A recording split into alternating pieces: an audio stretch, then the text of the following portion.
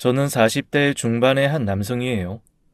제가 겪은 너무나도 충격적인 이야기를 한번 해볼까 합니다. 저는 제가 되게 똑똑하고 잘난 사람이라 생각하며 살았습니다. 학창 시절에 나름 공부를 잘하는 편이었고, 적당히 좋은 대학을 나와 나름 돈도 잘 버는 직종에 종사하며 살았으니까요. 주변에서 소개팅도 많이 들어왔었어요. 그렇게 몇 명의 여자들을 사귀게 됐습니다. 하지만 여자들과의 만남은 오래가지 않았어요. 여자친구들과 조금 사귀다 보면 금방 실증이 났거든요. 자기야, 우리 오늘 뭐 할까? 밥 먹고 영화 볼까? 아이, 또 영화야? 영화 싫어? 그럼 오붓하게 비디오방 갈까? 아유, 얘 은큼한 것 좀 봐. 매번 누구 양기를 빨아먹으려고. 저기 미안한데 나 좀 피곤해서 일찍 들어가 볼게. 뭐야, 2주 만에 만났는데 그런 게 어딨어. 자기야. 그렇게 여자친구를 강남역 4번 출구에 내버려 두고 집으로 돌아온 뒤 잠수를 탔어요. 연락을 끊고 자연스러운 헤어짐을 기다리곤 했습니다. 한 번은 음기가 충만한 여자친구를 만났는데 그것도 한두 달만 좋지 그 이후에는 금방 실증이 나더라고요. 자기야, 오늘은 땡땡 호텔 어때? 거긴 지난달에도 다녀왔잖아. 그럼 이번에 새로 지은 신축 모텔 있던데 거기로 갈까?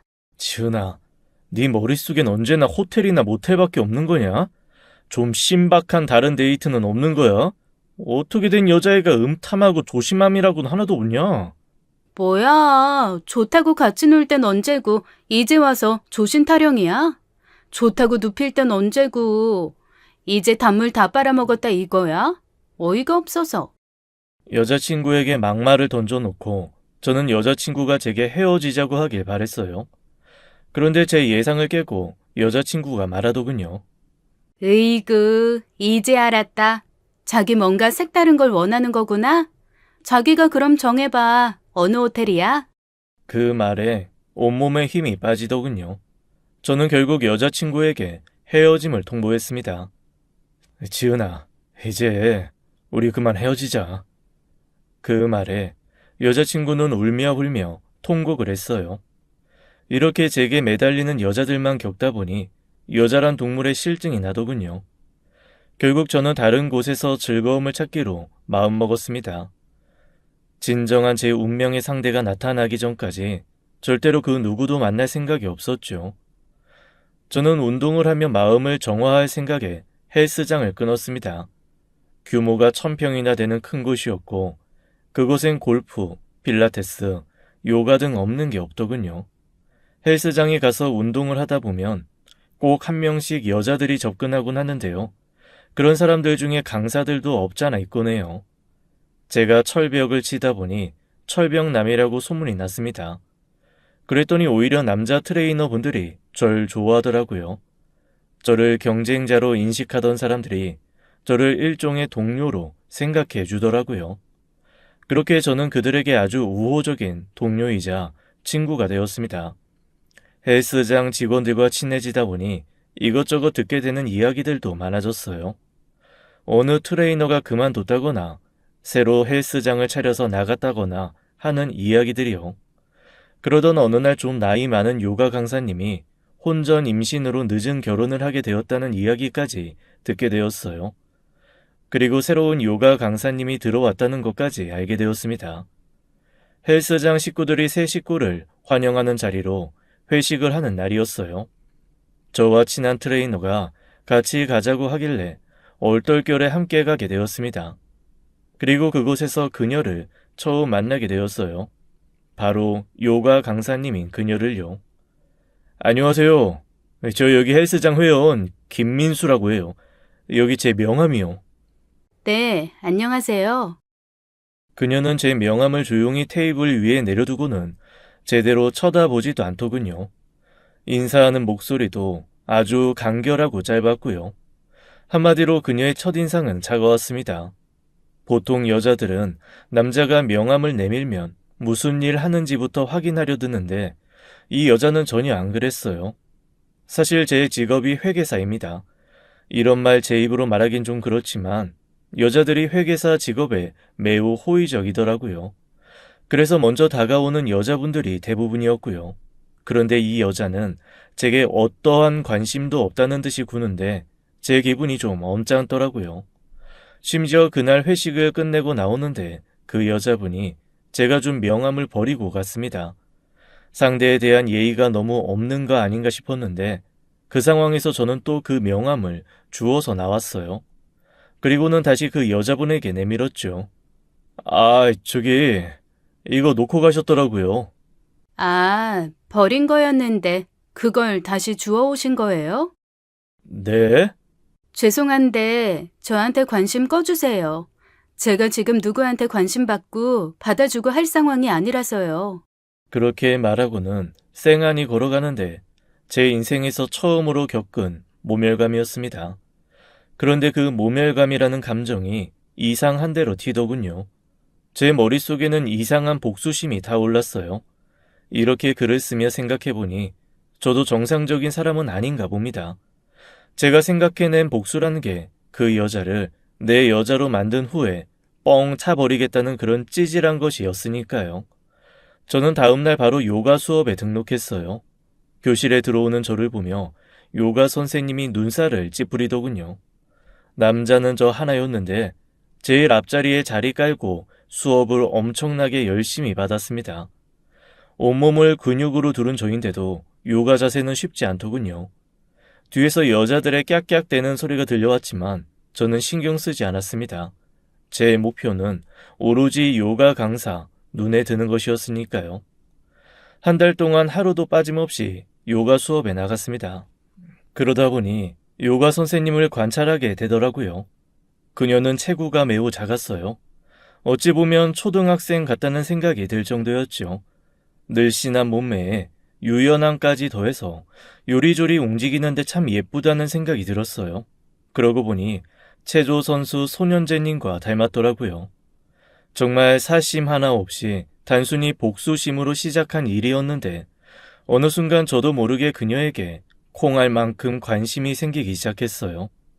어느 날 운동을 마치고 집에 가려고 하는데 요가 선생님도 퇴근을 하는 건지 마침 주차장에서 마주쳤습니다. 그런데 그녀의 표정이 무척 곤란한 듯 보였어요. 아, 진짜 미치겠네.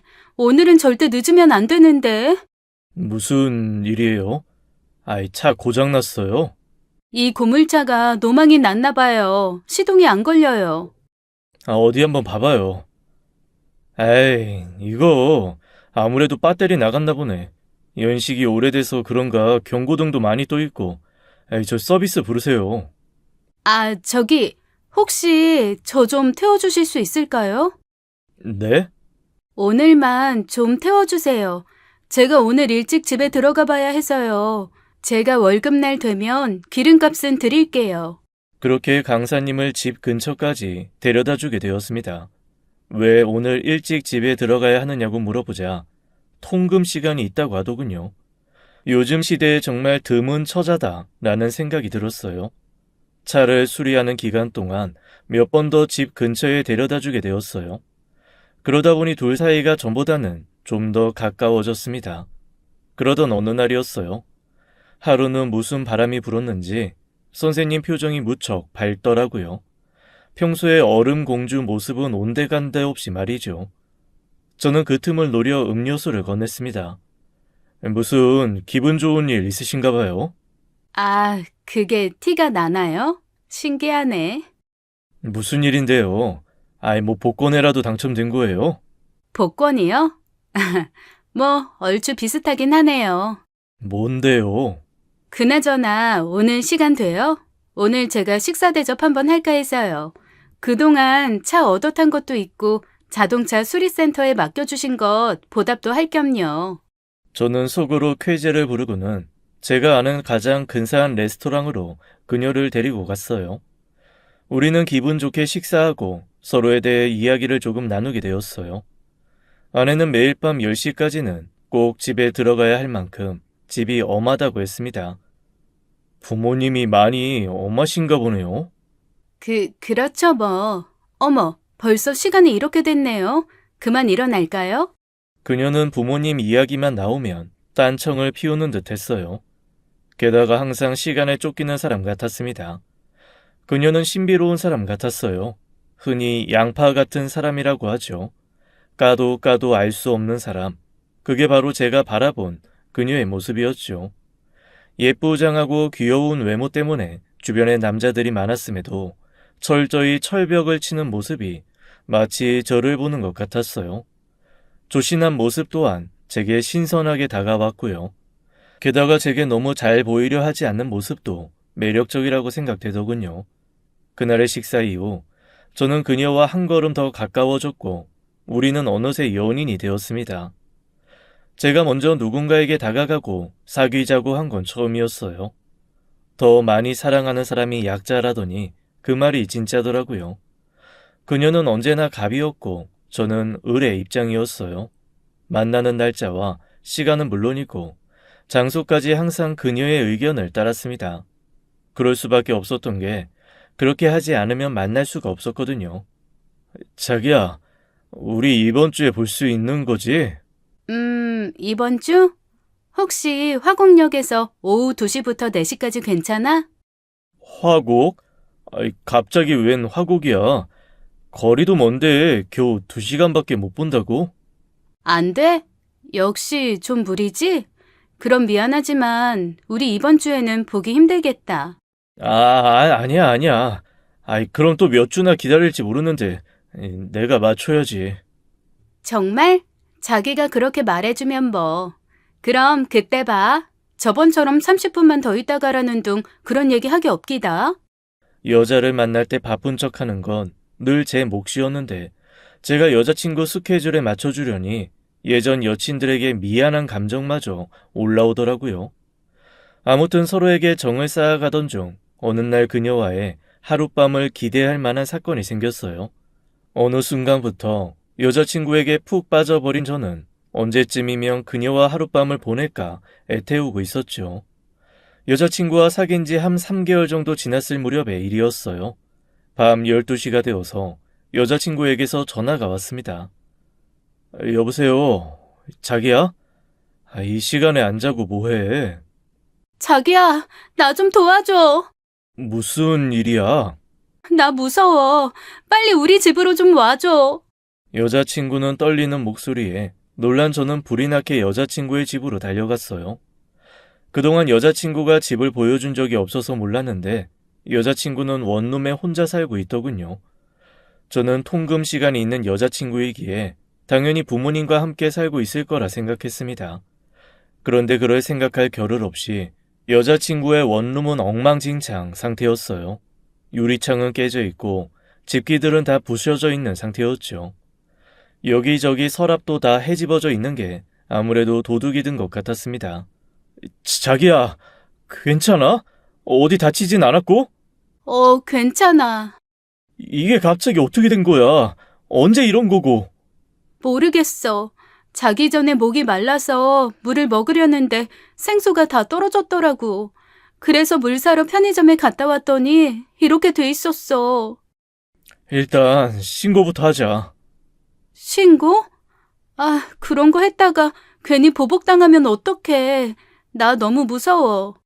신고를 해야 다음부터 이 집에 안 들어오지. 그나저나 뭔 놈의 도둑이 이렇게 집을 다 때려 부셔놨냐. 안 되겠다. 내가 지금 바로 신고할게. 아니야, 그냥 하지 마. 신고하지 말라는 여자친구의 태도가 저는 이해가 가지 않았습니다. 보통 도둑이 들면 신고하는 건 너무나 당연한 거잖아요. 그런데 여자친구는 뭔가를 알기라도 하는 것처럼 겁에 질려 있었어요. 저는 결국 여자친구의 강력한 만류에 신고를 하지 않았어요. 그날 여자친구네 집에서 함께 하룻밤을 보내게 되었습니다. 떨고 있는 여자친구를 놔두고 혼자 집으로 돌아오기도 그래서 아침이 될 때까지 제가 옆에서 계속 지켜주었죠. 저는 좀 그 상황을 이용해서 여자친구와 뜨거운 밤을 보내길 기대했지만 여자친구는 철벽을 치더라고요. 결국 여자친구는 침대에서 자고 저는 바닥에서 자게 되었죠. 대신 그날 밤 여자친구에 대해 새로운 사실을 알게 되었어요. 그건 바로 여자친구는 부모님과 함께 살지 않는다는 것과 통금 시간에 대한 이야기였죠. 알고 보니 여자친구는 스스로 통금 시간을 만들어 집에 들어가는 거였어요. 그 이유가 혼자 산다고 하면 남자들이 쉽게 볼까 봐서 일부러 통금 시간이 있다고 한 거였대요.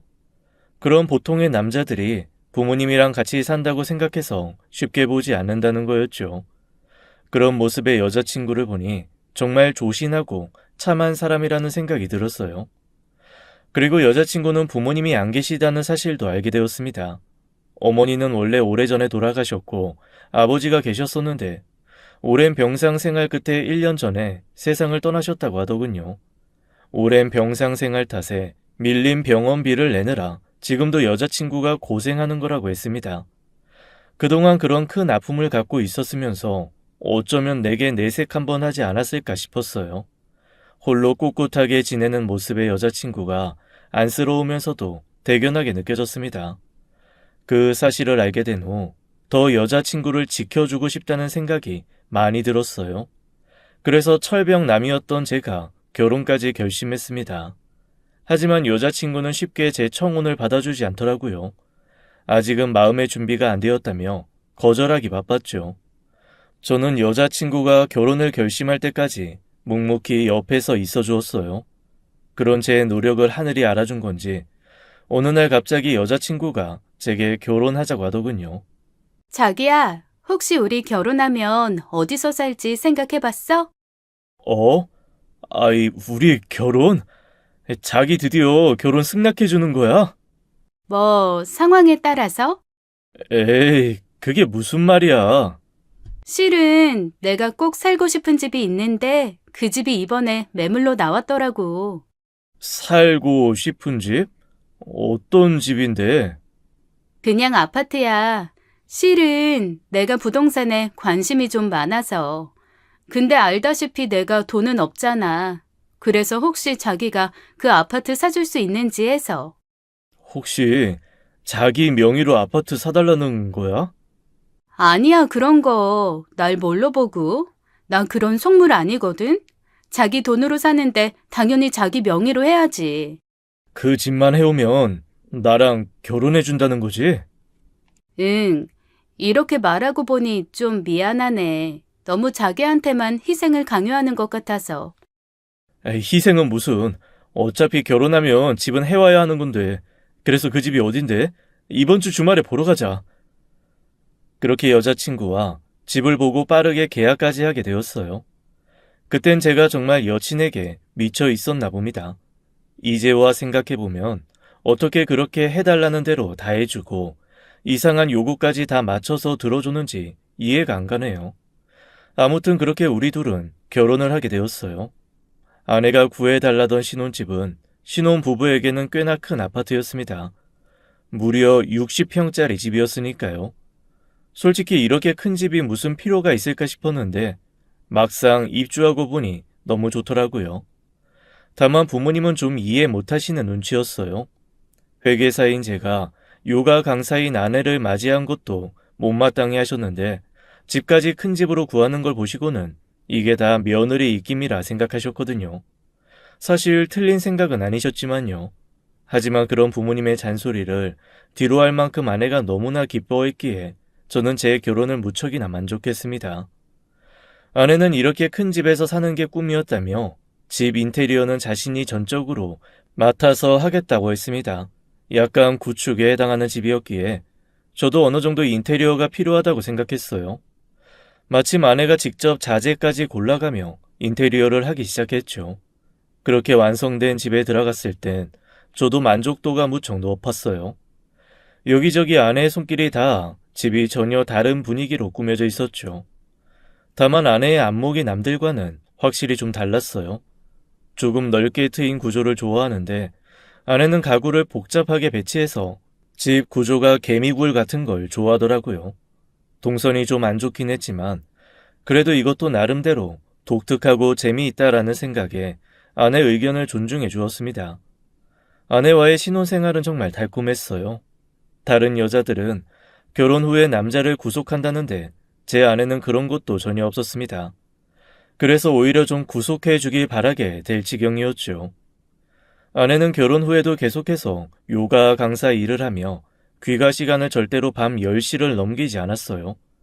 게다가 잠자리에 드는 시간도 아주 철저하게 딱딱 지키고는 했죠. 저도 아내의 생활 패턴에 맞추다 보니 딱 9시 반이면 침대에 누워 10시가 되기 전에 잠이 들곤 했습니다. 일어나는 시각도 정확히 6시 반이 되면 저절로 떠졌어요. 이렇게 규칙적인 생활 습관이 건강에는 좋을지 몰라도 저와 아내와의 관계에서는 안 좋더라고요. 아내와 밤에 무얼 하고 싶어도 그 시간만 되면 누워서 자버리니 아무것도 할 수가 없을 때가 많았거든요. 그런 점이 좀 아쉽기는 했습니다. 아내는 결혼 후에도 저를 애태우는 데는 선수였어요. 그렇게 설레임 가득한 신혼생활을 이어가던 어느 날이었습니다. 하루는 퇴근 후에 집에 들어가는 길에 옆집 사람을 처음으로 마주치게 되었어요. 그 사람은 집에서 나오는 길이었고 저는 들어가는 길이었죠. 저는 반사적으로 인사를 하게 되었어요. 안녕하세요. 제 인사에 그 남자가 저를 한 3초 정도 빤히 보더라고요. 그 표정이 매우 무뚝뚝하고 차가웠는데 잠시 후 미소를 지으며 인사를 건넸습니다. 아, 안녕하세요. 인사를 받아주면서 보이는 그 표정과 웃음기가 좀 기분 나쁘더라고요. 뭐랄까, 나를 우습게 보는 느낌이라고 할까요? 이건 저만 느꼈을 수도 있겠지만 남자들 사이의 신경전 속에 불꽃이 튀는 느낌이었어요. 그런데 그 남자는 저를 상대할 가치도 없다는 듯한 태도를 보이는 것 같아서 그 짧은 순간에 자존심이 상했습니다. 사실 이건 그 남자가 너무 잘생겨서 제가 자격지심에 그렇게 생각한 걸 수도 있어요. 그 남자는 늘씬한 근육질 몸매에 얼굴은 곱상하게 잘생겼더라고요. 누구나 한 번쯤 돌아볼 만한 외모였어요. 다만 풍기는 인상이 평범하진 않았습니다. 눈빛이 좀 매섭다고나 할까요? 아무튼 그런 강렬한 인상의 첫인사를 하게 되었죠. 여보, 나 방금 전에 옆집 남자 봤다. 뭐? 옆집 남자 봤다고. 당신도 본 적 있어? 아니? 옆집 남자 인상이 영 별로야. 기생 오라비처럼 생겼는데 눈빛이 너무 날카로워. 내가 인사했는데 말없이 나를 뚫어져라 쳐다보더라니까. 그래서 당신 인사 씹었어? 아니, 뭐 한 3초 있다가 인사를 하긴 했는데 날 막 아래로 내려다보면서 실실 웃으면서 인사하는데 되게 기분 나쁘더라고. 처음 본 사람한테 이런 말하기 좀 그런데 관상이 좀 범죄자 관상이야. 범죄자는 좀 너무했다. 그래도 꽤 잘생긴 편인데. 당신 그 남자 본 적 없다며. 어? 아, 그게 생각해보니까 전에 한번 본 것 같네. 엘리베이터에서. 이제 생각났어. 그래? 아이 근데 잘생긴 것보다 중요한 게 인상 아니야? 나처럼 이렇게 사람이 좋아 보여야지. 안 그래? 그렇게 아내와 가벼운 대화를 나누었다고 생각했습니다. 하지만 그 말 속엔 뼈가 있다는 걸 저만 눈치채지 못했죠. 그 후로도 몇 번이나 더 옆집 남자를 보곤 했어요. 봐도 인상은 영 별로더군요. 그냥 잘생긴 깡패 같았어요. 그런데 하루는 그놈이 먼저 인사를 다 하더라고요. 안녕하세요. 퇴근하시나 봐요. 아, 네. 그쪽은 어디 가시나 봐요. 이놈은 제 말에 대답은 안 하고 딴소리를 하더라고요. 신혼이죠. 신혼생활 어때요? 결혼하면 좋은가요? 네? 아, 네, 그럼요. 좋죠. 좋구나. 아내분도 그렇게 생각하고요. 예? 아이, 그야 뭐 당연한 거 아니겠습니까? 그럼 전 이만. 그러고는 휙 가버리더라고요. 대화가 완전 일방통행이었습니다. 지 혼자 할 말만 하고 할 말 끝나니 쌩 가버리는 게 사람 열받게 하더라고요. 그 후에도 몇 번 더 비슷한 상황이 있었는데 저는 뭐 일일이 대답해 줄 필요 없겠다 싶어서 대충 얼버무리곤 했습니다. 보통 몇 시에 주무세요? 그냥 때 되면 자요. 그런 건 뭐하러 물어봐요? 그냥요. 다른 사람들 몇 시에 자나 해서요. 그러는 그쪽은 몇 시에 자는데요? 아내분도 일찍 주무시나요? 저는 대꾸 없이 그 남자를 빤히 보았습니다. 그런 게 왜 궁금하세요? 그냥 궁금해서 물어본 건데, 아이, 우리 사장님 기분 나쁘셨나 보네. 그리고는 제 어깨를 툭툭 치더니 가버리더라고요. 보면 볼수록 마음에 안 들어서 앞으로는 인사도 하지 말아야겠다는 생각이 들었습니다. 하지만 옆집이다 보니 계속 마주치게 되더라고요. 이제 저는 먼저 인사를 안 하는데 그놈이 먼저 말을 걸곤 했습니다. 나 오늘 옆집 아줌마 봤어요, 마트에서. 아저씨 회사가 있을 때. 그러면서 실실 웃는데 어이가 없더라고요. 이놈이 내 마누라한테 관심이 있나 싶어 경계심이 팍 들었습니다. 제가 말없이 쳐다보자 그러더군요. 왜? 아니, 내가 옆집 아줌마 보면 안 되는 거예요? 아저씨, 눈에 힘 풀어요. 아이, 무서워 죽겠네. 점점 옆집 남자가 불편해졌어요. 보안이 하루 종일 집에만 붙어 있는 것 같은데 내 아내가 혼자 집에 있을 때 찾아오면 어쩌나 싶더라고요. 그냥 다 불안했습니다. 그런데 저를 더 불안하게 하는 일이 일어났어요. 그날도 어김없이 자리에 일찍 누워 잠이 들었습니다. 그런데 감기 기운이 있어서인지 목이 많이 아프더라고요. 물을 마시기 위해 잠에서 깨게 되었어요. 기침이 자꾸 나오려는 걸 꼭 참았습니다. 아내가 깰까 봐서요. 그런데 옆자리를 확인해 보니 아내가 없었어요. 저는 집 이곳저곳을 둘러보며 아내를 불렀습니다. 하지만 아내는 보이지 않았어요. 60평대 집이다 보니 화장실도 3개라서 화장실도 하나하나 모두 찾아보았는데 아내는 없었어요. 혹시 이 시간에 밖에 나갔나 싶어서 신발장에서 아내 신발을 찾아보았는데 신발은 그대로였어요. 다른 신발을 신고 나갈 수도 있으니 전화를 해봐야겠다는 생각이 들었죠. 아내는 전화를 받지 않았습니다. 뭐야, 이 시간에 어디 간 거야, 걱정되게. 저는 안 되겠다 싶어서 집 주변 마트와 편의점을 둘러봐야겠다 싶었어요. 대충 잠바를 주워 입고 신발을 신으려는데 제 뒤에서 아내가 나타났습니다. 여보, 이 시간에 어딜 가는 거야? 아이, 깜짝이야. 당신 왜 이렇게 놀래? 아이, 놀래라. 아이, 당신 집에 있었어? 어, 아니, 당신이 안 보이길래 나간 줄 알고 걱정돼서 찾으러 가려고 했지. 도대체 어디 있었던 거야? 나 그냥 집에 있었는데? 그러니까 집 어디에 있었냐고. 그냥 화장실도 갔다가 방에도 갔다가 그랬지. 내가 부르는 소리 못 들었어? 못 들었어. 우리 동선이 엇갈렸나 보다. 뭐해? 얼른 들어와. 계속 현관 앞에 서 있을 거야? 정말 이상하다라는 생각을 하며 저는 다시 잠자리에 들었습니다. 아무리 집이 크다고 해봐야 60평대인데 이렇게 사람 하나 못 찾을 정도인가 싶더라고요. 저는 찾는다고 다 찾아보았는데 그때는 정말 아내가 보이지 않았거든요. 제가 감기에 걸려서 열도 좀 있었고 그래서 그런 건가 하고 넘어갔어요. 그런데 이런 일은 또 벌어졌어요. 또다시 아내가 사라진 거였죠. 역시나 신발은 그대로였어요. 저는 집안을 샅샅이 뒤져보았습니다. 집안 구석구석을 보는데 걸리는 시간도 꽤 오래 걸렸습니다. 이럴 땐 미로 같은 집 구조가 원망스럽더라고요. 그런데 이번에도 역시 아내가 보이지 않았어요. 아내에게 전화를 해보았지만 아내의 핸드폰 벨소리도 들리지 않았죠. 아내가 워낙 몸집이 작아서 어디 장롱에라도 들어가 있나 싶어 장롱까지 모두 다 열어 확인을 해보았어요. 제가 장롱을 뒤지고 있는데 뒤에서 누군가 제 어깨를 툭 쳤습니다. 아이, 깜짝이야. 여보, 지금 뭐 하는 거야? 장롱은 왜 다 뒤지고 있어? 당신 어디 갔었어? 혹시 밖에 나갔다가 들어오는 거야? 무슨 소리야? 나 집에 있었는데.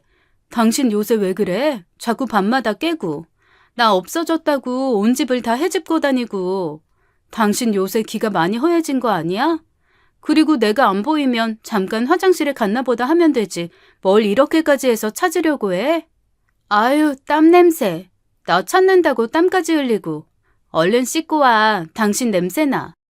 어? 어. 그리고 자기 이러는 거 나 좀 무서워. 꼭 의처증 있는 사람 같고. 뭐? 의처증? 야, 그건 좀 말이 심하다. 그럼 당신이 그런 행동을 하지 말든가. 얼른 씻기나 해. 제가 씻으러 가는데 아내가 작게 중얼거리는 소리가 들렸습니다. 아, 왜 자꾸 깨는 거야? 이 당시에 저는 정말 제가 잘못 들은 말인 줄 알았어요. 저는 가다 말고 서서 물었습니다. 뭐? 지금 뭐라고 했어? 어? 나 아무 말도 안 했는데? 그날 이후에 또 한 번 같은 일이 생겼어요. 아내가 사라졌다가 제가 집을 다 찾고 난 후에 안방에 들어와 보니 아내가 침대에서 자고 있었던 거였죠.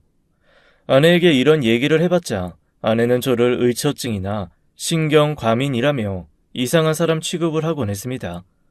저는 꼭 귀신에 홀린 것 같았어요. 제가 정말 집을 아주 꼼꼼하게 보았거든요.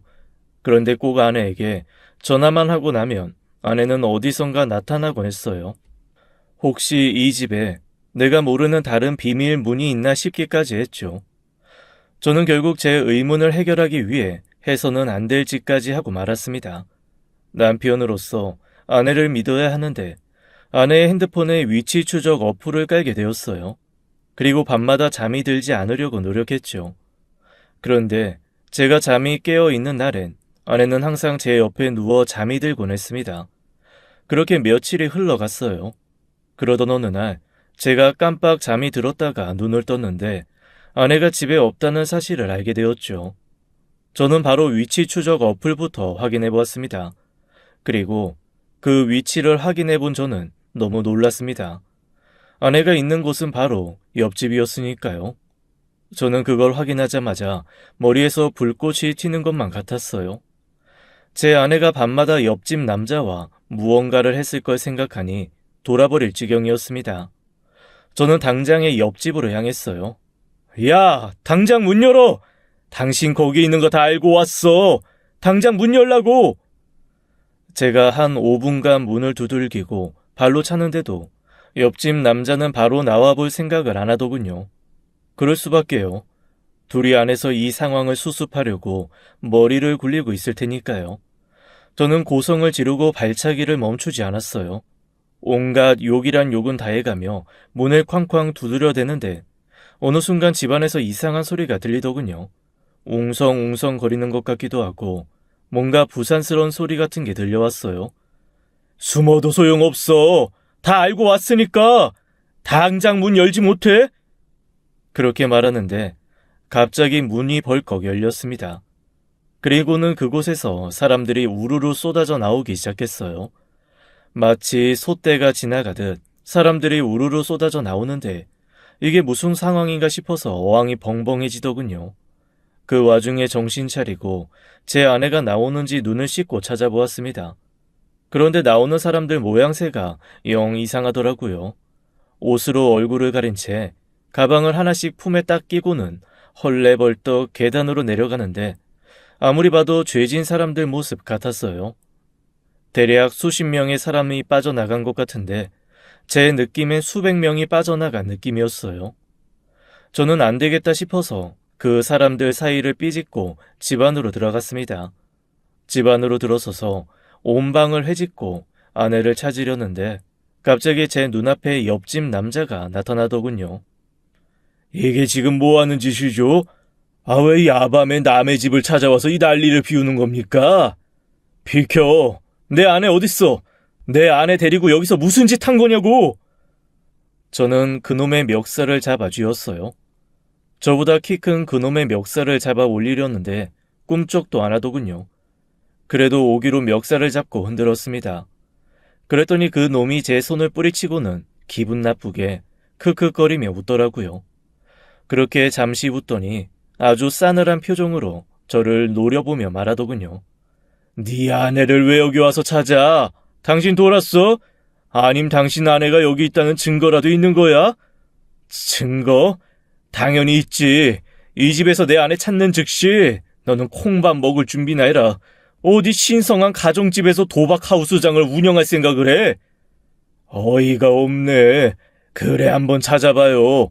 그런데 만약 못 찾으면 오늘 업장 영업 못해서 날린 돈, 그거 당신이 물어야 할 거야?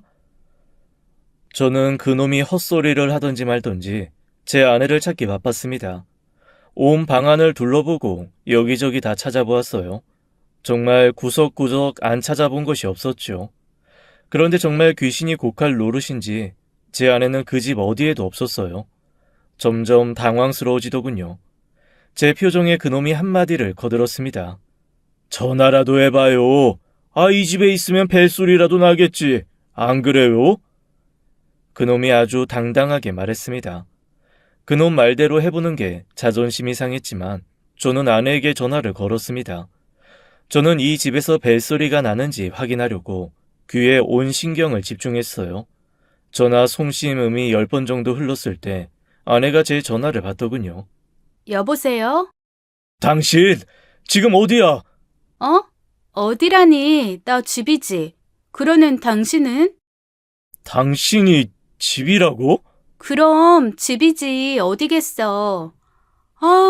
자다 일어나서 더워서 베란다 문 좀 열었다가 자려고 왔는데 당신 없길래 화장실 간 줄 알았더니 당신 바뀐 거야? 이 시간에 어딜 간 거야? 아니, 그게... 저는 더 이상 할 말을 찾지 못하고 전화를 끊었습니다. 분명 아까 나가는 사람들 중에 제 아내는 없었는데 이게 어떻게 된 일인지 도저히 이해가 되지 않았어요. 옆집 남자는 팔짱을 낀 채 저를 한심하다는 듯 위에서 아래로 내려다보고 있더군요. 죄송합니다. 제가 큰 오해를 한 것 같아요. 오늘 매출 어떻게 메꿀 건데 당신 같은 일반 전문직이 여기 하루 매출 갚으려면 당신 한 달치 월급으로도 모자라. 그런데 어찌됐든 이거 불법이잖아요. 여기서 이런 거 하면 안 되죠. 안 그래요? 어이가 없네. 불법 영업은 방해해도 된다는 거야 뭐야? 됐고 당신 돈 필요 없으니까 이왕 이렇게 알려진 거 눈 감아주는 조건으로 오늘 일 없던 걸로 하는 거 어때? 그럼 나도 더 이상 이웃집에 걸릴까봐 신경 쓸 필요도 없고 서로 상부상조하는 거 아니야? 저는 옆집의 불법 도박 장면을 봤음에도 결국 신고하지 못했습니다. 옆집이 도박 하우스장이라는 게 좀 충격이긴 했지만 그날 아내의 행적의 미스테리로 인해 충격이 더 컸거든요. 아내는 제게 어딜 갔다 왔냐며 묻더군요. 당신 이 시간에 어딜 다녀온 거야? 아니, 그냥 잠깐 밖에. 그런데 말이야, 혹시 밖이 좀 소란스러웠을 텐데 아무 소리 못 들었어? 소리? 글쎄, 난 아까도 말했다시피 베란다 문 열고 와서 바로 다시 잠들어서 내가 깊이 잠들어서 아무 소리도 못 들었는데 혹시 오늘 밖에서 무슨 일 있었던 거야? 뭔데? 아니야, 아무것도. 그날 이후 저는 제 자신을 의심하기 시작했어요. 혹시 내게 의처증이 있는 건가? 아니면 환각과 환청 혹은 환시 같은 게 있어서 일어나지 않은 일을 겪거나 느끼는 건 아닌지 말입니다. 내가 원래 이렇게 여자한테 집착하는 타입이었나 곰곰이 제 자신을 돌아보게 되더군요. 아무리 봐도 제가 미친 것 같진 않은데 아내가 자꾸만 집안에서 사라지니 저는 다른 방법을 찾게 되었어요. 그건 바로 집안에 CCTV를 설치하는 것이었죠. 아내 모르게 설치된 CCTV를 저는 매일 아침마다 몰래 확인을 했습니다. 하지만 그 영상을 보고 난 후 저는 더더욱 미스테리에 빠졌어요. 영상의 모습은 이랬습니다. 아내가 조용히 안방 문을 열고 나오더니 주방과 연결된 베란다로 가는 게 보이더군요. 그런데 그곳에 간 아내가 3시간이 지나서야 베란다 문을 열고 나와 안방으로 들어오더라고요. 그 베란다는 세탁기가 놓여있는 곳이었어요. 한밤중에 잠옷을 입은 채로 베란다에 3시간씩이나 있는 게 평범한 상황은 아니잖아요. 너무 이상했습니다. 저는 아내가 집을 비운 사이 그 베란다를 꼼꼼히 살폈어요. 그리고 엄청난 사실을 알게 되었죠. 그 베란다 세탁기 뒤쪽에 아주 작은 개구멍이 있다는 사실을요. 제 머리 하나 간신히 들어갈 만한 크기의 구멍이 방석 같은 곳으로 막혀 있었습니다.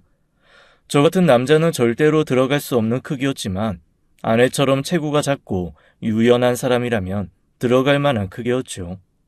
도대체 이곳에 왜 이런 구멍이 뚫려 있는 걸까 생각하고 또 해보았습니다. 결론은 하나였어요. 아내가 옆집 남자와 바람을 피우던가 아니면 도박에 빠진 거겠죠.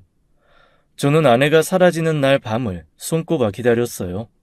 그리고 아내가 사라졌을 때 세탁기를 완전히 벽에 붙여서 아내가 절대로 들어올 수 없게 했습니다. 그리고 옆집 초인종을 눌렀습니다. 옆집 남자가 나오더군요. 형씨가 여기 웬일? 설마 게임에 관심이 좀 생기셨나? 저는 옆집 남자를 밀치고 무작정 제 아내를 또 찾아 헤맸습니다. 그리고 내 집과 이어져 있는 그 집 베란다 쪽을 향해 돌진했어요. 역시나 제 예상대로였어요. 아내는 세탁기로 막혀있는 개구멍 앞에서 어쩔 줄 몰라 당황하고 있었습니다. 힘으로 세탁기를 밀어내려는데 그 무거운 게 밀릴 리도 없었죠. 지금 여기서 뭐 하는 거야?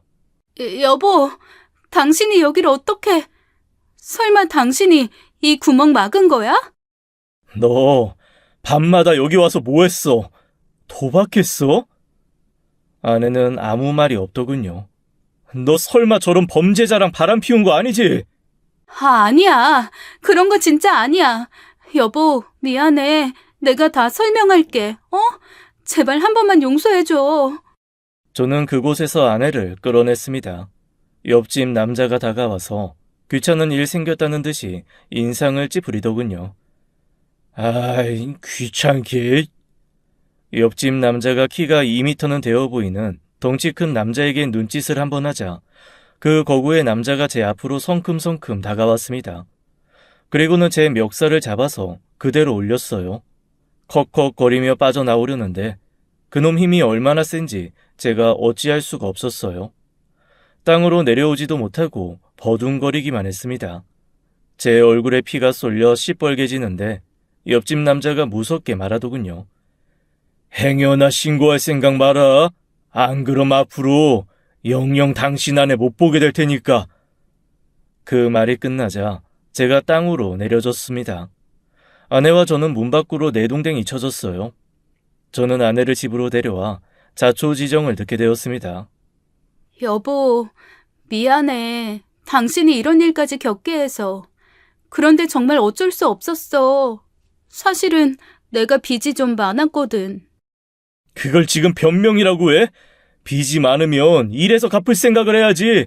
어느 미친 인간이 도박장에서 돈 벌어서 갚으려고 하냐?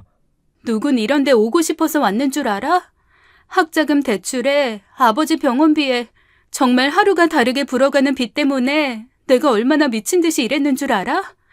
아버지 아프고부터는 내가 버는 돈보다 나가는 돈이 더 많아지고 내가 진 빚보다 이자가 더 쌓이더라. 나 결국 대학도 졸업 못하고 자퇴했어.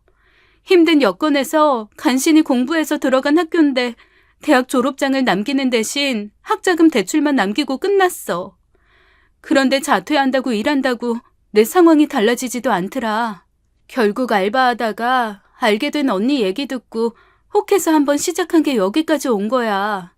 없는 돈인 셈치고 10만 원으로 시작했는데 그날 내 수중에 300만 원이 생기더라. 내가 한 달을 죽어라 일해도 못 버는 돈이 하루아침에 생기니까 진짜 미치게 좋더라고. 그 돈으로 아버지 밀린 병원비 내고 나니까 욕심이 생겼어. 나라고 뭐 도박이 재밌어서 한 줄 알아? 그저 빚 갚을 생각에 이성이고 뭐고 없어지더라고. 나도 알아. 내가 잘한 거 하나 없다는 거. 그런데 내 인생이 당신처럼 평탄했다면 이 지경까지 왔을까? 전에 내가 한밤중에 우리 집에 와달라고 부른 적 있지? 그거 단순한 도둑 아니었어. 빚 갚으라고 찾아온 깡패들이었다고. 아내는 목이 메이는지 더 이상 말을 잇지 못했습니다. 저는 그런 아내에게 물었어요. 그래서 지금까지 딴 돈이 얼마냐고요? 4억. 4억? 얘 그렇게 많이 땄으면 이제 그만둬도 되는 거 아니야? 그러자 아내가 미친 사람처럼 웃는데 이게 웃는 건지 우는 건지 헷갈렸습니다. 그리고 아내의 이어진 말에 저는 바닥에 주저앉았습니다. 빚이 4억. 아내는 잃은 돈을 만회하려고 계속하다가 결국 4억이나 되는 빚을 진 거였어요. 그놈들이 사채업자도 끼고 업장을 운영하는데 아내가 고금리로 사채를 써서 도박을 한 거였죠. 제가 한 번에 다 갚아줄 수 있는 돈이었지만 이렇게 쉽게 갚아주면 아내의 버릇이 더 나빠질 것만 같았습니다. 염치 없는 거 알지만 당신이 혹시 빚 갚아줄 수 있어? 내가 그렇게 큰 돈이 어딨어. 나도 결혼한다고 이 집 해오느라 있는 돈 없는 돈 다 끌어온 건데. 그러자 아내가 제게 실망한 듯한 표정을 짓더군요. 그리고는 황당한 말을 했습니다. 여보, 당신 옆집 신고 안 할 거지? 지금 그게 중요해? 제발 당신이 끼어들어서 일 크게 만들지 말고 나를 봐서라도 눈 감아줘. 응? 부탁할게. 왜? 그럼 또 옆집에 기어들어가서 카드 치려고? 그런 거 아니야. 그냥 나 때문에 하우스장에 문제 생기면 당신한테 해코지 할까봐 그래. 저는 눈을 질끈 감고는 생각을 정리했어요. 그리고 아내에게 결심한 듯 말했습니다. 우리 당장 이사 가자. 아내는 놀라운 표정을 지었지만 이내 고개를 끄덕였어요. 저는 정말 빠른 속도로 집을 내놨습니다. 개구멍이 뚫려 있는 이 집에 계속 살고 싶지 않았어요. 그리고 집이 나갈 동안 잠시 휴직을 하고 아내와 여행을 떠났어요. 아내는 이렇게까지 하는 제게 고마워하고 미안해했죠. 아내와의 여행이 3주 차에 접어들었을 무렵 부동산에서 연락이 왔어요. 누군가 집을 산다고요. 저는 잠시 서울에 올라와 부동산 계약을 마치고 다시 여행지로 돌아갔습니다. 그리고 제 지인에게 연락을 한 통 넣었어요. 제 지인 중에 계급 높은 경찰이 있거든요. 며칠 후 그 지인으로부터 연락을 받았습니다. 네가 말한 대로 일 처리 다 끝났어. 거의 다 소탕했는데 정작 하우스장 주인은 놓쳤다. 미안해. 경찰들이 들이닥친 날 하필 그 주인장은 그곳에 없었다더군요. 그래서 지금은 숲에 내리고 찾는 중이라고 했습니다. 그 후 저는 여행을 끝내고 부모님의 별장으로 들어갔습니다. 당분간 새 집을 구할 생각이 들지 않았어요. 아마도 개구멍 집에 너무 큰 충격을 받았기 때문인 것 같았죠. 차마 부모님께는 모든 사정을 말씀드리지 못했어요. 그저 일하며 번아웃이 온 것 같아서 잠시 쉬고 싶어서라고 했죠. 시골 별장에서 매일 산책하고 아내와 밥해 먹으며 지내던 어느 날이었습니다. 하루는 저 혼자 시장에 다녀왔는데 아내가 집에 없더군요. 아내가 집에 없다는 사실을 알고는 갑자기 가슴이 답답해져 왔어요. 설마 아니겠지 하면서도 아내가 또다시 도박장에 갔을 것 같아서 겁이 났습니다. 도박이 중독성이 엄청나다잖아요. 저는 아내를 찾아 동네를 1시간쯤 헤매다가 갑자기 위치 추적 어플이 생각났어요. 아내가 아직 어플을 지우지 않았기만을 바라며 제 핸드폰을 확인해 보았습니다. 아내의 위치가 잡히더군요. 저는 차를 곧장 끌어 아내가 있는 곳을 향해 가보았어요. 그런데 그곳에서는 정말 상상도 못할 일을 보게 되었습니다. 도박보다도 더 충격적인 사실을 마주해야 했거든요. 위치 추적이 가리키는 곳은 어느 시골의 한적한 집이었어요. 회색 지붕의 파란 대문집에 들어서자 그곳에는 아내와 웬 노인과 아이가 앉아 있었어요. 그들은 마루에 걸터 앉아 삼겹살을 구워 먹고 있더군요.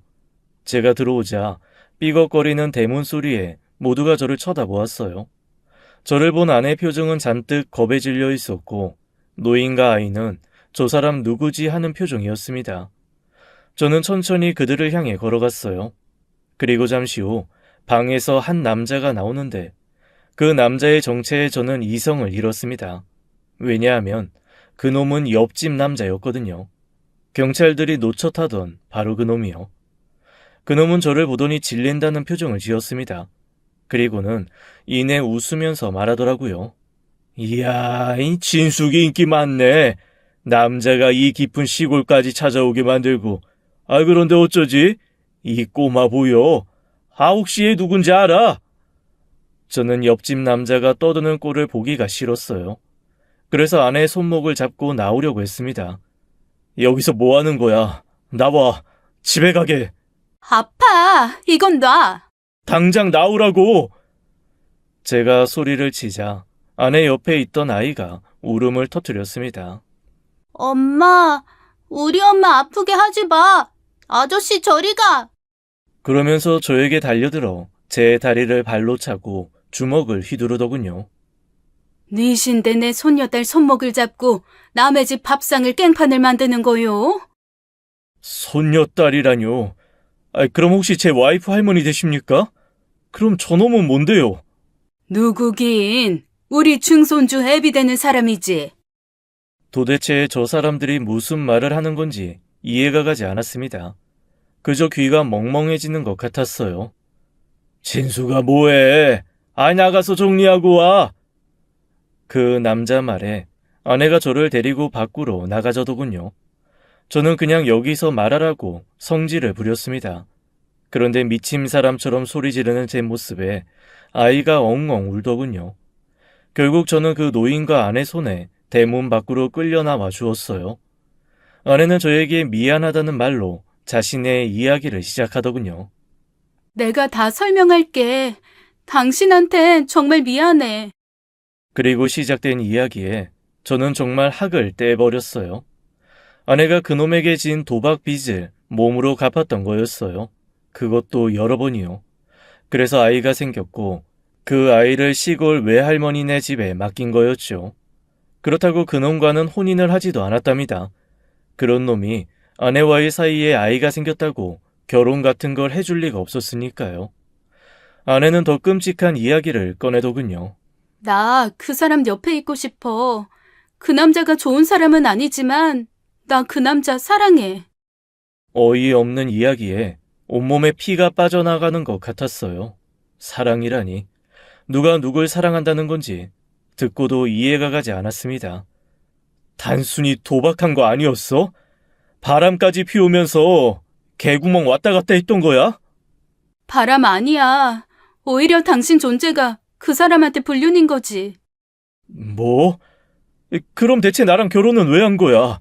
네가 죽도록 좋아하는 저 범죄자랑 결혼할 것이지.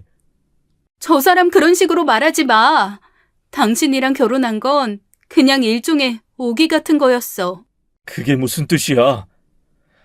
아내는 그놈에게 질투심을 유발하려고 저와 결혼해서 그의 옆집으로 이사를 왔다고 했습니다.